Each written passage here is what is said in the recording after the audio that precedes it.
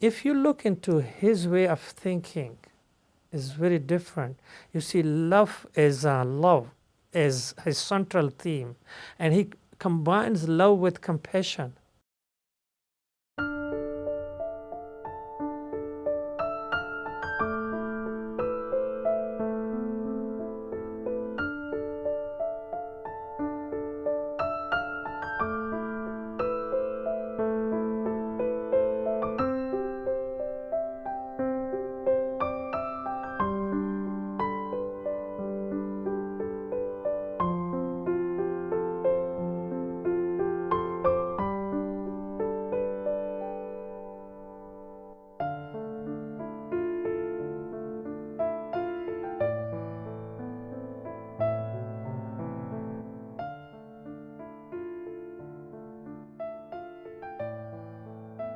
My name is Muhammad Shafiq, professor of Islamic and Religious Studies here at Nazareth College of Rochester, Rochester, New York, USA. And I'm also executive director of the Hickey Center for Interfaith Studies and Dialogue. I also am a head of a chair which is called the 𝐼𝐸𝐻 chair, meaning International Institute of Islamic Thought Interfaith Chair, which has been created here at Nazareth College. I'm head of that also. I did my PhD and the topic was on state Islamicity in the 20th century. At that time, I was all Islamic movement I was looking into their history, the work they are doing. So I was looking into almost all contemporary Islamic movements. And at that time, I studied the Gülen movement also, Fethullah Gulen movement, which is called Hizmet Movement. I studied at that time, and especially his thoughts about a compassionate nature of human being and how this compassionate nature of human being can help the world to heal. So I started to study him also, and his methodology and how his methodology is similar and different from other Islamic movements in the world. So at that time, and then throughout many years, I have been able, when I travel around, to come across people of Hizmet Movement in almost in every country, wonderful work which they are doing. Fethullah Gulen movement is a little different movement from the rest of the Islamic movement. So its strength and its spirituality comes out of the Sufi movement of Islam. And the Sufi movement of Islam has different streams, Naqshbandiya, Qadriya, and others. So you can see his way of looking into the Sufi movement. But you know, the gist of Sufi movement is strengthen your spirituality. When human spirituality is strengthened through education, not just blindly through zikr alone. You know, we do give people how to do chanting and do zikr. But zikr is not alone, because zikr without education could be blind. So education is first. So educate people, and then through education, bring them towards spirituality and awaken their spirituality. Once person is educated and spiritually awakened, becomes compassionate human being. And that's the methodology which he used. He did not use only a methodology like creating halakas, like creating Sufi circles where zikr is done. He created educational institutions where through education this enlightenment can come into human heart. You know that when enlightenment comes to human heart, the human heart becomes peaceful. And once individual is peaceful, how the light spreads out to the rest of the world. So if you look into his way of thinking, is very different. You see, love is his central theme, and he combines love with compassion. If you look at Nursi emphasis on compassion. He goes further than that. He said love should be first. When there is love of others in your heart was first you should love yourself.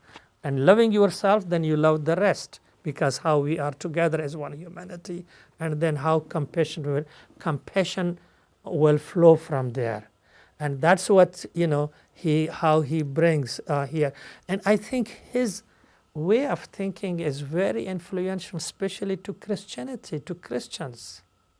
Because Christians believing on agape love concept here, and many Christians believe perhaps there is no love in the Quran, or there is no love in Islam. Many Christians have come to me, is there a word for love? And then I said, wudud is there. But they don't see that, because from the pulpits, imams, our hojas or imams usually talk about, hellfire more than love of God. That God is wudud, ghafurur rahim, ar-Rahman ar-Rahim. So they don't talk much about that, but they talk about the punishment. So here he talks about love and compassion. And that's a beautiful way of how Fethullah Gülen has brought to this world, and especially asking Muslims that we need to change our methodology in the 21st century to bring humanity together, to unite them and to heal them. There is a lot of problems in the world, and what we can do about that. Hizmet movement means along, you see, three things are there: education, spirituality, and service to humanity together. And also you see that Hizmet movement, all three are in one, not separate institutions. So anywhere Hizmet movement is there, you will see education, you will see charity, you will see spirituality, emphasis on all three of them together. Because if education does not lead humanity, or those who are graduated from educational institution, to the service of humanity, how the world could be healed? How we can see the pain of others? So this young generation which is going through our education must go to the streets and how to serve, see the suffering of the people, and then see how to help them. I think this is a very important movement. It looks to me that, he saw the future, where the future has to be. And the Hizmet movement, the way it is built upon it, and the way it is, its goal and objectives is how to combine all three, and that will eventually be beneficial to the world. So, meaning the Islam teaching is, in the Hizmet movement, is how these three things are essential for healing of individual as well as the community at large. Tawhidi paradigm, where is that oneness of God is there, it also teaches oneness of humanity. So the Tawhidi paradigm cannot be separated, that you just worship one God, but you do not look after human welfare. So Hizmet movement, you can see that translating the Tawhidi paradigm into the oneness of humanity. And the beauty of that is certainly Muslims are to be served, but the Hizmet movement goes along, not only serving the Muslim community, but serving the rest. And also the Hizmet movement does not distinguish between a believer and a non-believer, a Muslim, Christian, Jew, or an atheist, or anybody else. Does not distinguish in the service of humanity. Because actually Tawhidi paradigm means God is one, and all creation, including environment. All creation means what God has created. That means whatever is there between on the earth and between earth and the heavens, whatever is there as the creation of God, and it is the responsibility of human being and the Tawhidi paradigm to safeguard that, to protect that. So again, Hizmet movement goal is not only to serve the needy, the poor, it's also environment. It's also all creatures, everything. So how to, God created us and give this universe as amana, as a trust. How we can carry that trust. And that trust means to fulfill that trust, you take care of everything, what is there between heaven and the earth. This is very much Islam. You see that Islam does not mean just to say La ilaha illallah Muhammadur Rasulullah. that there is no God but one God, and Muhammad, peace be upon him, is the messenger of God. That is not just to say lip service, it's practical. You look, the Prophet, peace be upon him, first took a step to do things, then he would talk about it.